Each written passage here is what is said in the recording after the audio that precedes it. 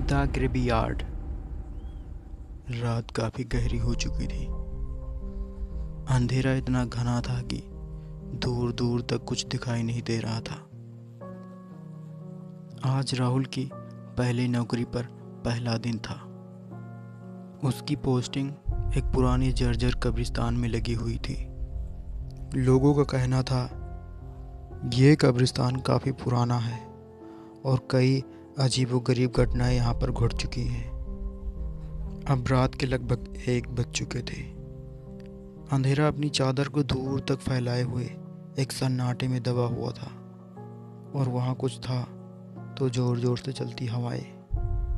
राहुल अपनी कुर्सी पर बैठा हुआ था और हवाएं राहुल के बदन को छूती हुई एक अजीब सी नशा उसे दे रही थी। लेकिन सवाल ड्यूटी का था। वो सो भी नहीं सकता था। नींद ने राहुल को इस तरह जकड़ लिया था कि कभी वो अपनी आंखों को मलता तो कभी अपना मुंह खोलकर जोर जोर से सांसें लेता। किसी तरह वो अपनी रात काटने के चक्कर में था।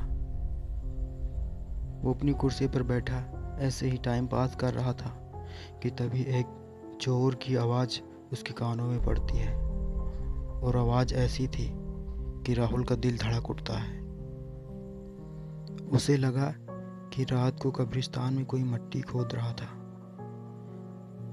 आखिर इतनी रात को, रात के 1 बज रहे थे, आखिर कौन हो सकता है।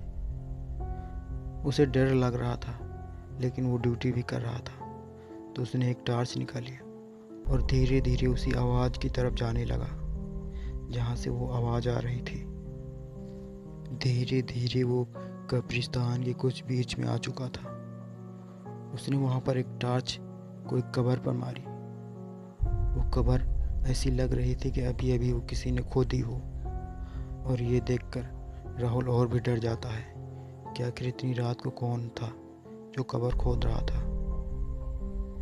उस घने काले अंधेरे में उसने टॉर्च मारकर उस कब्र की चारों तरफ देख रहा था। तभी उसने देखा कि कब्र के नीचे एक हाथ निकला हुआ था और वो हाथ धीरे धीरे लंबा होता जा रहा था। ये देखकर राहुल की चीख निकल जाती है और वहाँ से भागने लगता है। वो जैसे ही वहाँ से भागने के लिए पीछे मुड़ता है कि तभी अचानक उसके पैरों में जोर नहीं रहता और वहीं पर वो गिर जाता है और ज़ोर ज़ोर से चिल्लाने लगता है। तभी उसे एक जोर की रोशनी उसकी आंखों में पड़ती है और वो रोशनी धीरे धीरे जब राहुल के पास आई तो लगा कि एक पुलिस वाला था। कुछ पुलिस वाले अपनी गाड़ी से वहाँ पर एक लाश लेकर आए थे जो दफन करने के लिए लाए थे। वो एक लावारिस लाश थी। और राहुल जब नॉर्मल हुआ तो उसने दोबारा टॉर्च मारकर कब्रिस्तान उस कब्र में देखा तो वहाँ पर कोई हाथ नहीं था और वो फिर अपनी बॉडी पर कंट्रोल पाता है। फिर किसी तरह राहुल ने वो रात अपनी केबिन में ही बैठकर अपनी काटी और सुबह होते ही उसने उस नौकरी को छोड़ दिया।